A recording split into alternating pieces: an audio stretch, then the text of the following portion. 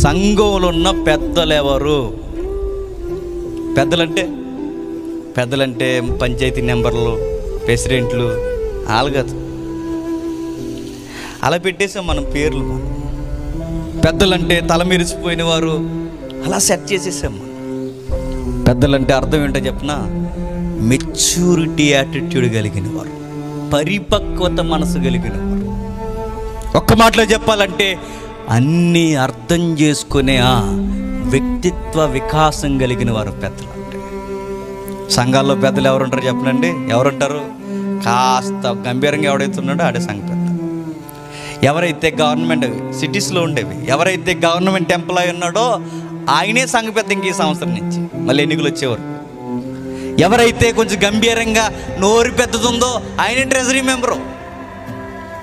మళ్ళీ దానికి ఎలక్షన్లో, దానిలో ఎంపికలు, అందులో రాజకీయాలు, మళ్ళీ ఎన్నో రంగులు హంగులు, ఆ తర్వాత మళ్ళీ వెనకాల గుసగుసలు, ఇన్ని నోటిఫికేషన్లు, మళ్ళీ అక్కడ కూడా ఓట్లు వేసుకోవడం, ఇన్ని జరిగిన తర్వాత కొంత భుజభుజం ఫ్యామిలీ మెంబర్స్ ఎవరైతే దొన్నెక్కు ఉందో వాడే మెంబర్ చేస్తాడు, ఆడే పెద్ద అయిపోతాడు. ఇలా డోడు ప్రార్థన చేస్తే స్వస్థత కలుగుతుందా? ఇంకా రోగం ఎక్కువైపోతుంది. ఇలాంటి వాళ్ళు ప్రార్థన చేసి, ఇలాంటి వారు వచ్చి భయం లేనివారు, భక్తి లేనివారు, బైబిల్ తెలియని వారు, పరిచర్య చేయకుండా పోజులు కట్టి తెల్ల సొక్కావులు తెల్ల ప్యాంట్లు వేసుకొని కనీసం రోగును కూడా ముట్టుకోలేని వారు, ఇట్టివారు పెద్దలు అవుతారని బైబిల్ ఎక్కడ చెప్పింది? నో, వారి కాదు పెద్దలు.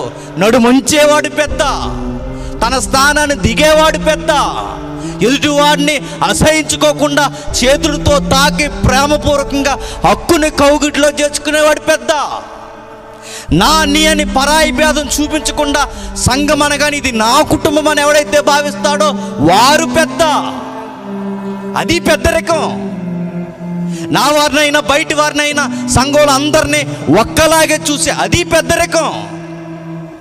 మా బామ్మర్దండి, మా ఆవిడ తాలికండి, మా బీరకాయ పీస్ అని చెప్పుకునేవాడి పెద్దరికం కదా. అది సిల్లీ థింగ్స్ అవన్నీ. బయట అలాగే ఏడుస్తారు, ఆటో యూనియన్లోనే అలాగే ఏడుస్తారు, ఆర్టీసీ యూనియన్లోనే అలాగే ఏడుస్తారు, ప్రతి దిక్కున రాజకీయాల్లోనే అవే వారసత్వం బీరకాయ పీసులు వెనకాలేసుకుని ఏడుస్తారు.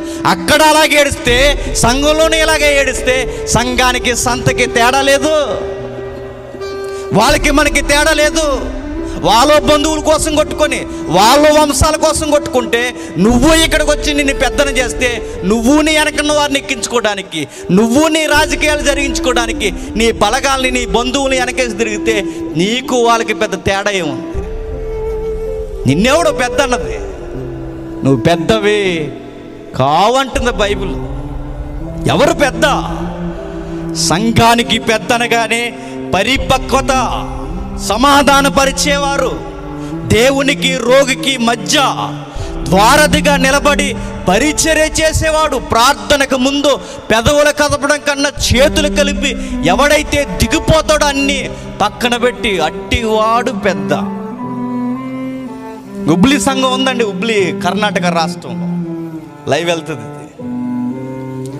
అందరు రైల్వే ఎంప్లాయీస్ అండి అక్కడ, అందరు రైల్వే ఎంప్లాయీస్. నిజంగా చాలా ప్రౌడ్గా ఉంటుంది ఆ సంఘానికి వెళ్ళినప్పుడు. అందరు రైల్వే ఎంప్లాయీస్, ఇక్కడ నుండి హుబ్లీ దగ్గర నుంచి ఇంచుమించు బెంగళూరు లైన్ వరకు ఆ రైల్వే జోన్ అంతా మొత్తం, టికెట్ కలెక్టర్ దగ్గర నుంచి అక్కడున్న ఆఫీసర్, మెయిన్ ఆఫీసర్స్ వరకు అందరూ ఇంచుమించు హుబ్లీలో ఉన్న అనేక మంది ఆఫీసర్స్ అందరూ ఆ సంఘంలోనే ఉంటారు. అందులో ఒక సీనియర్ ఆఫీసర్ అండి, ఆయన సంఘ పెద్ద. అక్కడ ఎప్పుడు నేను ఆఫీసర్ నన్ను బిల్డప్ ఇచ్చుకోవడం, ఎప్పుడు నేను ఇదని ఎప్పుడు అనుకోడు. ఎంతో సింపుల్గా ఆయనకున్న హోదా ఎంతో గొప్పదైన ఆ జోన్లో ఆయనకంటే ఒక ప్రత్యేకమైన పేరున్న అక్కడ ఉన్న పెద్దలందరూ తమ్మును తాము తగ్గించుకుని చక్కగా వారు సంఘాన్ని నడిపిస్తారు. అది పెద్దరికం అంటే. అప్పుడప్పుడు చూసారా ఎంతగా ఉంటుందంటే సంఘంలో కూడా వచ్చి అప్పుడప్పుడు బిల్డప్లు ఎంతగా ఇస్తారనుకుంటున్నారు. ఈ మెడలు వాసిపోయేలా ఇంత బంగార సైన్లు వేసుకుని, ఇన్ని 5-6 ఉంగరాలు ఎట్టేసుకుని, ఇటు ఎదుటోళ్ళు ఎక్కిరించేలాగా, వాడు వేసుకున్న బట్టలను కూడా ఎక్కిరించేలా. అలా ఉండకూడదు. సంఘ పెద్దలు అంటే అందరినీ సమానంగా చూసే వాళ్ళ ఉండాలంట. మేము వెళ్తామండి ఆ సంఘానికి, ఎంత ముచ్చటేస్తుందో. వాళ్ళు కట్టుకున్న సంఘం వాళ్ళ శాలరీస్ నుంచి అన్నీ పోగేసి 5 కోట్లు పెట్టి సంఘం కట్టారు వాళ్ళు. నిజంగా ఆ కోట్లు కట్టిన ఆ సంఘానికి అందం ఏంటో చెప్పినా వీళ్ళు తగ్గింపుతాం. అది గొప్పతనం. వాళ్ళకున్న ఉద్యోగాలు కానీ, వారికున్న పెద్దరికం కానీ ఎక్కడ వారికి అందాన్ని తీసుకొస్తుందంటే అందరినీ సమాన హోదాలో ప్రేమిస్తున్నారు. చూస్తారు, అది పెద్దరికం. అది ఉండాలి సంఘంలో. అట్టి వారిని అర్జెంటుగా ఇంటికి పిలిపించుకో. రోగమైతే అట్టి వారిని నువ్వు చెక్ చేయి, నీకు తెలుస్తుంది ఎవరు దేవునికి దగ్గరకు ఉన్నారో, ఎవరు రాజకీయ రంగులకు దగ్గరకు ఉన్నారో, ఎవరు దేవునితో ఎక్కువ పెనుగులాడతారో, ఎవరు రాజకీయాలు సంఘంలో చేస్తారో నీకు తెలుస్తుంది. విశ్వాసగా దేవునికి దగ్గరకున్న వ్యక్తిత్వం కలిగిన వారిని ఇంటికి పిలిపించుకొని ప్రార్థన చేయించుకో.